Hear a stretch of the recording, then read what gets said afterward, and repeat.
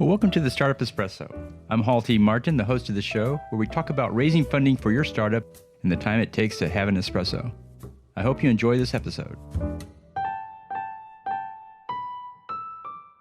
Hello, this is Hall T. Martin with the Startup Funding Espresso, your daily shot at startup funding and investing. Startups seek to grow as fast as possible. One of the key barriers to growth is the sales learning curve. This learning curve is a combination of the product, marketing, and sales working together to create a customer acquisition and product delivery system that achieves scale and can be maintained. In seed stage funding, the investor looks for evidence of initial traction. In growth stage funding, the investor looks for evidence of growth traction. Growth traction indicates the company is growing in a repeatable, predictable manner. Sales, marketing, and product development are working in concert to achieve that growth. Forecasting breakout growth without having mastered the sales learning curve will prove disappointing. Investors looking to fund growth stage companies look for evidence that the sales learning curve has been done. This is most often evidenced by a sales funnel with no metrics such as time to close, cost to close, and well-defined steps that show lead generation, qualification, and closing. In diligencing a company, look at the systems behind the numbers to see how much of the sales learning curve has been done and what is left to do. The sales learning curve is another barrier. Without it, the company won't be able to generate the revenue necessary to achieve breakout growth. Thank you for joining us for the Startup Funding Espresso, where we help startups and investors connect for funding. Let's go start up something today.